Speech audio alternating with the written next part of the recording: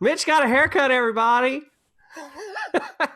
All of them. Yeah, I got all of them cut. Yeah, he got all of them cut, not just a few, because, 2020, we were all on a budget. All right, well, here we go. Let's start the show.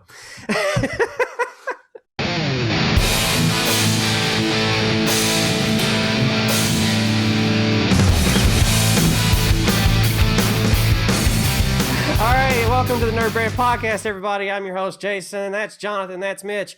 Today, we're going to talk about, well, we know what you buy. But we're going to talk about Shang Chi, since nerd, it's in the name. And then the branding part of that, we're going to talk about what have I got on my show notes that I am terrible at remembering? It's I don't know. It's basically behavioral targeting, purchase behavior targeting. I'll say that again. Purchase behavior targeting. Now, our industry just loves acronyms and terms, doesn't it? I don't know what purchase behavior targeting is. I probably do, but this is a new term. It is actually very new. I mean, it's probably not new in the sense of weeks old, but it is new because digital advertising has hit a wall. I think we've talked about that before on our last episode about some of the channels and what, some of the distribution channels of digital advertising. John, you shared in depth a lot about the tactics that are out there and the things that have changed, especially with iOS 15 and with email, social media and everything. So a lot of digital advertising or digital ads that are served, because everybody thinks of Google or Facebook. There's more than that. But at the end of the day, they have also started to hit a wall on the return on their ad spend. They're just not as high as they were or they would like. So the personal behavior targeting is just a digital advertising method. It enables marketers to target campaigns directly at the people who are most likely to buy, which we've all heard that before, but it's based on what they've bought before. So this isn't data that you're just going to acquire or purchase or buy. These are inventories that have already been collected.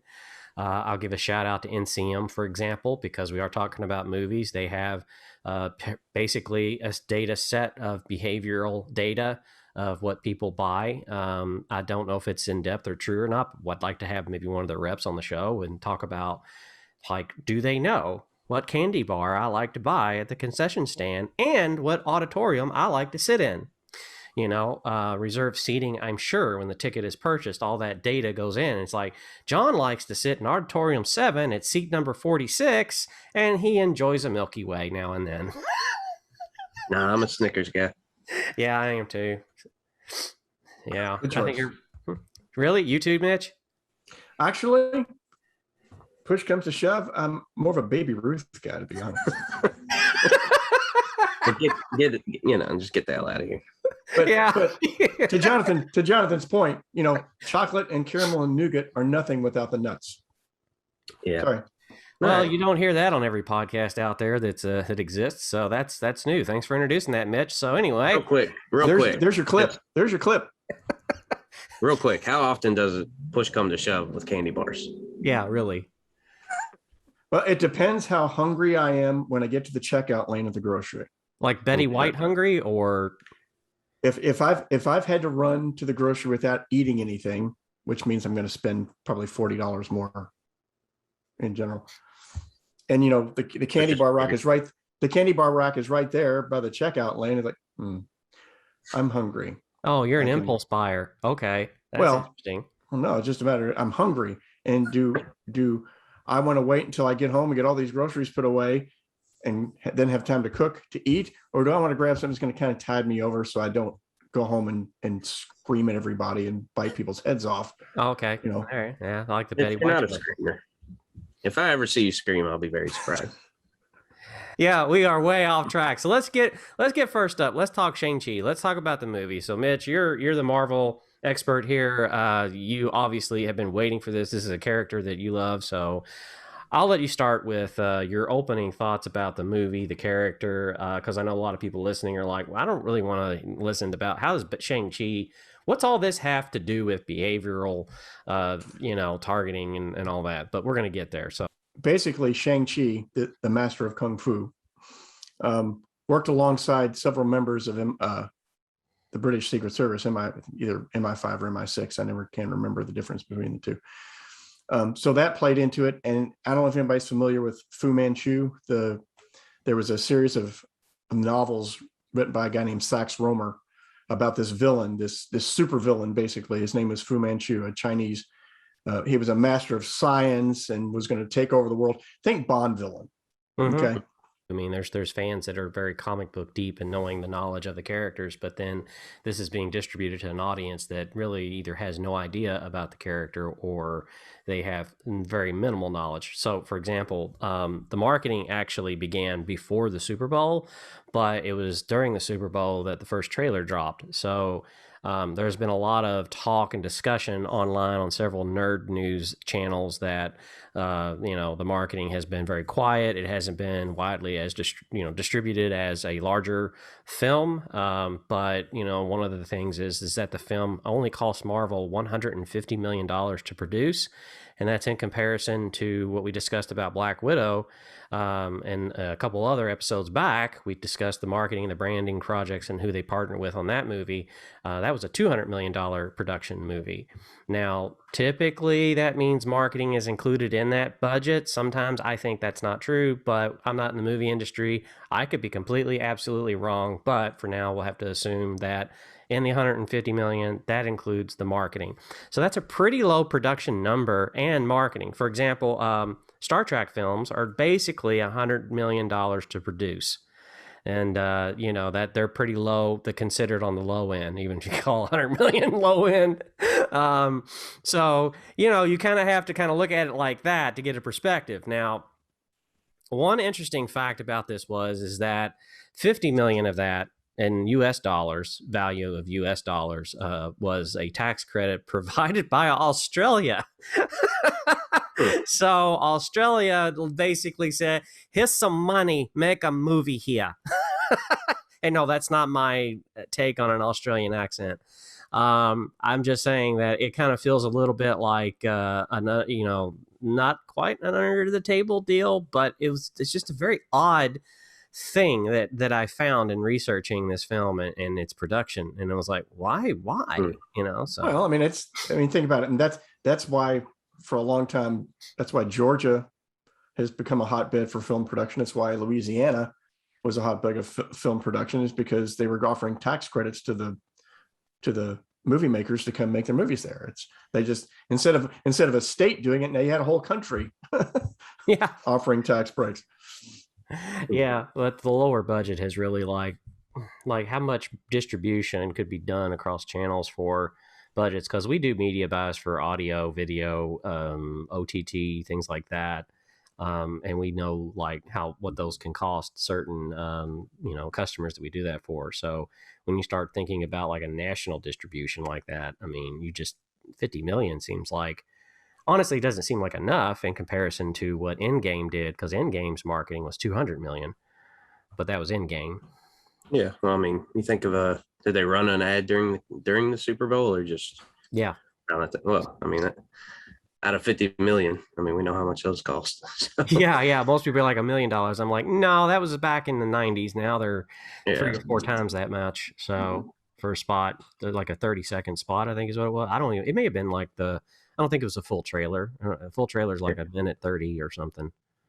And that's like, probably not really. I guess they had production already taken care of, I guess. You don't have to produce a commercial, but, that's just to get the thing into the spot into the mix. So, Yeah, I mean, somebody had to take the time to buy that, negotiate it, place it, all that good stuff. But then the editing of the trailer is either done, well, I don't even know how much of that's done anymore by studios. I mean, mostly it's marketing firms now that are editing these things for, the purpose of the buy and everything now. So I don't know. I mean, I've heard mixed things about the movie as far as the effects and all that, which that's not what we're not here to like criticize the movie, because that's not our shtick on this podcast. But from the marketing angle, it does. I would agree that it is pretty light, but given the budget, I kind of understand why. The studio just didn't pump enough into that on their end. I would bet they used most of that tax credit to be able to fund the marketing, and that was it. And the rest of it went toward production and actor salaries and everything else. Mm-hmm. Well, I mean, if you think about it, there weren't a lot of huge names in this movie, so they didn't have probably quite the salary load that they've had for. I mean, you used Endgame as an example. Everybody was in that movie, so yeah. I mean, Yeah. But speaking about Disney, I'm going to change gears and do the segue now because we are all about ads. Everything is an ad at NerdBrand. Disney Plus is going to they are thinking about running ads on their platform. Big surprise. Wah, wah. Probably it would probably be depending on which, whether you got the basic service or if you got the premier. Yeah. Whether you got Disney Plus or Disney Plus Plus. Yeah, be like it's the Hulu. It's like Hulu, but it's on Disney Plus. It's the same model. We all know that's what's going to happen. If you're paying like $6.99 a month, you're going to see ads. If you're paying $14, whatever, you're probably not. Well, think about it. I mean, and I've said this for quite a while now, but everybody screamed that network television is dying. No, network television isn't dying. It's evolving. Instead of having networks that are coming through broadcast, you've got networks that are basically the apps that you subscribe to. Hulu is in the middle. It's owned by. I don't hear anything about them anymore. Yeah. Who's that? Hulu? It wouldn't surprise me if they roll that away eventually, because that's within the Disney network, right? Right. Yeah, it is. So. It doesn't make sense because, I mean, over the air ABC, that's Disney. So, and then it's sort of like, why not? And I think CBS is like part of Paramount, part of Viacom. So, and then they've got their own streaming thing, which I don't know what you'll find on there beyond Star Trek that you'd maybe want to watch, and some weird looking Klingons, that aren't Klingons in my opinion, but that's another podcast. It seems like the Disney. So I guess my point is like, they're all starting to kind of, they've gone through this evolution of fragmenting. And like you said, Mitch, they're evolving, and they're getting ready to probably condense now. They're going to do like banks in America. They're just going to like, all the small ones are going to get absorbed up by the bigger one. And now you're just going to have, like you have in broadcast, the big three or the big four. And that's it. What's interesting, I don't know if any of you guys have noticed. I mean, do you guys have antennas hooked up to your television for broadcast television? I do, but I don't watch it too much, but I thought about it. Oddly enough, I do. And it's kind of surprising now, the variety of broadcast channels there are now that wasn't there prior to the digital revolution. So again, purchase behavior targeting is an emerging digital advertising method that enables marketers to target campaigns directly at the people who are most likely to buy based upon what they've bought before, which I know many people are like, that's scary. And, in a way, I guess, depending on what you want to buy, if you like candy, then you're going to see a lot of candy ads. If you like other things, then you'll see those. This is a G-rated podcast now, so I'll just leave it at that. But so there is pros and cons to this. It sounds really cool. I could see for e-commerce marketing, I know John would be like, yeah, but in other areas for cost, things like that, we would get his famous, I mean, it all depends on the cost and the return. I mean, obviously, if you can get your brand in front of people who are in the market, or people who have purchased this product, or people who are, have a very high intent to purchase, that's what we're shooting for. I mean, that's the low hanging fruit. I mean, it's not the whole picture, but it's the low hanging fruit that you can definitely capitalize on. And it's very profitable because you're not going to spend a whole lot to convert these people. They're ready to go. So the platforms have at least claimed to do this in some capacity for a while. The Facebooks and Googles of the world, you can optimize your campaigns for those particular conversion goals. And it's supposed to show your content to, on Facebook, for example, if you set the conversion goal to people who are likely to watch video ads, it will continue to show your video ad to more people who like to watch video ads, less people who don't like to watch them. And same for, I don't know how all this stuff is getting messed up, because you could previously obviously target people who have purchased, through e-commerce. Mm-hmm. You know, with the iOS updates kind of interfering with Facebook's conversion, at least, I don't know if that's still a viable channel or not. I think that, you're getting, when talking about these solutions, it's getting into more programmatic advertising. It's not, which is a term that I don't hear a whole lot, but it's a thing. That's when you start hearing about, I think, IP targeting, geofencing, and all that kind of stuff going on. I've always told people that come to us for that first, or if they mention that let's back up for a minute and let's talk about what you're going to try to do, because one of the cons about that is your ads will fail if you don't have the proper audience knowledge. So if you don't know exactly who you're targeting or what you're saying, like even for us, when we talk about brand and messaging, the ad, what does it say on it? What does it look like? Is it something they keep, Mitch is shaking his head yes, because he will pontificate again on this if he needs to. I promise. Yeah, it's something that if you don't have that figured out, you're spending tens of thousands of dollars, yes, on advertising for programmatic channels that just are not going to hit their targets. So when Disney, for example, opens up over the top, OTT, you're going to spend a lot of money. I mean, that's typically, we've seen costs $30, $35 CPM. And, well, if that's not, your audience isn't on Disney Plus, you just threw away a bunch of money. So that's kind of like how I dovetail this episode back into, nerd. Anyway, so it could also lead to advertising overload. Like you kind of hit just a bit on it, John, when you kind of said like it gets messed up and, it shows video to more people that want to see video and less to those that don't. But it eventually, all I'm seeing is video ads, and I don't know. I'm kind of tired of seeing that.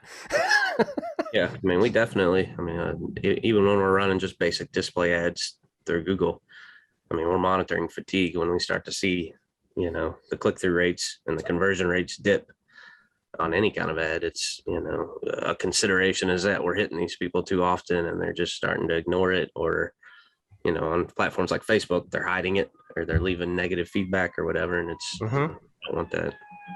Yeah, ad fatigue is a real thing. I think Mitch knows that. After 20-something plus years in advertising, you're very well aware of what ad fatigue is and how to avoid that and what not to do or such. But well, whether it's digital, print, whatever the case, do you want to be loud or you want to be interesting? People get tired of seeing you, that you're not interesting anymore. Unless you're saying something to people, especially now, unless you're saying something to someone, number one, that has an interest in what you have to offer, and two, you're presenting them in a way that's intriguing and it have some kind of promise of satisfying a need or desire they have, then you're just, you're just shooting fireworks off for the sake of shooting off fireworks. You're not going to reap the benefits of that. You're just going to spend money. I know it's Friday when Mitch does these things. In my head, I have this cinema playing, and I just had this guy in the middle of the street just with a Roman candle in his hand, just shooting it off, going like, Friday. It's Isn't Friday. This cool? Yeah. This cool? Jason goes to weird places. It's like earlier when you talked about Baby Ruth. I was like, Baby Ruth? I just went right back to Goonies. Oh, yeah. Okay. Now I know where that went. The amount of things that are reaching out for people's attention today has increased exponentially. So it's called stress and anxiety. Well, it's just, it's like, just, what is this? Again, there's no magic bullet, and it still takes time. And part of that is because people are bombarded at every turn by every device and every channel that they have available to them. And they're making use of more of those devices and those channels. So it's, the more things change, the more they stay the same, I guess. And everybody's trying to keep up. A lot of people, some people don't care about the tech changes and all that, but most people are trying to keep up. Like I'm seeing, and I've had friends even mention like the new streaming services like Peacock and Tubi. And I'm like, and I've watched a little bit of Tubi just because I'm freaking, I'm interested. I want to make sure I don't miss the boat if something's happening. There's so many more opportunities like that in the flow of information through social media. You get exposed to the new stuff, and you have to try to figure out what's worthwhile to latch onto, especially in our field. It's like, you don't want to be caught behind the curve, because once it happens, you're done. And you still have to practice, but you got to be wise. You got to practice discernment. Like I think one of the episodes, John, you mentioned earlier in the year, Clubhouse debuted and just took off like a juggernaut. Now it's gone. And, it's like I had people saying like, Jason, you got to get on Clubhouse. And I'm like, I don't want to do another Zoom meeting. No, can't make me. Not the boss of me. And that sort of, and I think you got on a couple of them, and you were like hearing such awful advice about marketing and practices and things like that. And there was other people. When I go on Reddit and read, and they're like, ugh, that was what was coming out. And I was like, well, this isn't going to last. And, so as in our profession, we have to kind of read the freaking room. And, because we can't get into everything, we can't be everywhere. That's not possible. I see that all the time. The age of the full service agency is over unless you've got like 100 people on staff that specialize in all the channels that are out there times 4 or 3. I did that backwards. I swear to God, I don't drink on Fridays. That doesn't mean other days.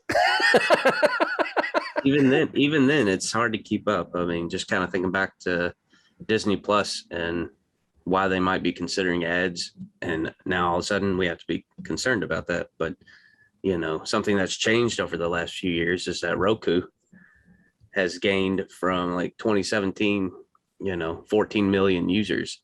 Now they have 55 million. Like they're a powerhouse in OTT. The bulk of inventory goes to Roku, which is I like flying under the radar for the most part. But anybody who's really paying attention is going to be like, oh crap, we got to figure this out. And it's like, we've hit on it, but haven't addressed it specifically. But it's audience fragmentation. Mm-hmm. You had in the old days, you had 3, maybe 4 networks, and you had radio, and you had newspapers and magazines. Okay. And if you think about it, there are a lot of those. I mean, think about the number of magazines that were on the shelf at one time. It was huge. But now you still have that. But you've also got over the top, but then in over the top, you've got Amazon, you've got the Amazon Fire, or whatever that's called, the Amazon device. You've got Roku, you've got Apple TV. You've got Google's devices, and then within those, here's an example. I like fail videos. Okay. I'm a sucker for good, funny guy on a skateboard. You subscribe to Fail Army, don't you? Admit it. I remember when fail videos were just things you randomly found on YouTube when YouTube first hit. Yeah. Then there became a channel called Fail Army. Okay. Yep. So that's where you went when you wanted to watch. Now they have an over-the-top channel. Okay. Right. That's how fragmented the audience is. You've got so many people at one time in so many different places. It's inconceivable. I mean, if you'd asked me 25 years ago, Pride reference, it popped in my head. Thanks, Mitch. It's inconceivable. If I sit and think about it too long, it actually gives me cold sweats because it means what because you're trying to figure out for a client the best places to put them in front of an audience. Well, this is where the time goes into planning. We have to do so much more planning and do so much more research now, simply because there are so many different venues to get in front of an audience. Because I had a business owner who'd been in business for quite a while once tell me that he thought that strategy was a made up thing. I forget how he phrased it, but it was a non-thing. And I laugh now because all we get today is people asking us like, we really need help with the digital strategy. We really need it. And I'm like, it's not a digital strategy you need help with. You need a strategy. It's just strategy. Yeah, you just need strategy. It's not just digital. Everything's digital now anyway. So yeah. Well, there's the other side of that coin, Mitch. I mean, aside from the planning that it takes, then there's attribution, which when you have that level of fragmentation, you have people hopping over here and they see this ad and they engage this ad, but they don't do anything that you really want them to do. Then they come over here 3 weeks later and they see it on, I don't know, a Roku movie. And then they pick up their phone while they're watching that movie and they go buy the thing. And it's like, what do you attribute to that conversion. You know, Exactly. How do you know where to put the rest of your money? I mean, you really have to ask yourself. I'm sorry. You're fine. It's difficult. Yeah. I mean, it really gets very philosophical when you think about it, Jonathan, is that it's really not any easier in the big picture. It's not any easier to gauge behavior where marketing is concerned than it ever has been. It's hard. It was hard before because you had so few ways to really find out details back before the advent of digital. Now, because it's so fragmented, it's not any easier because it's harder to quantify what made them take that step to interact with the brand. You know, we want to thank all of our listeners for listening, and we hope you can gain some insights from the show. You can find us everywhere on social media at nerdbrandagency.com. At nerdbrandagency.com is where you find us. See, this is what happens when it's a Friday and you're hungry. NerdBrandAgency.com is the website. You can find us on all the social media channels using the handle at NerdBrandAgency. Man, so that wasn't so hard. That wasn't so hard at all. Just Google us. Yeah, just Google us. Yeah, seriously. I think we've and that's taken us a year to get to where we're at. And we're still crafting and polishing, because that's another channel that we're not going to talk about on the show today, because I think we hit that one up pretty hard enough. And we may come back to that one with another guest that we've had on the show before. So we will let you know and keep you posted. But anyways, thanks for listening. And guys, thank you for coming on the show for Friday. You know, you've been working hard this week. So, you know, Mitch got his hairs cut, all of them. And John, you probably want to pull some of yours out. But you seem pretty good. I'm caught up now. You're caught up? Good. All right. Awesome. Well, tell everybody out there, remember, keep your nerd brand strong.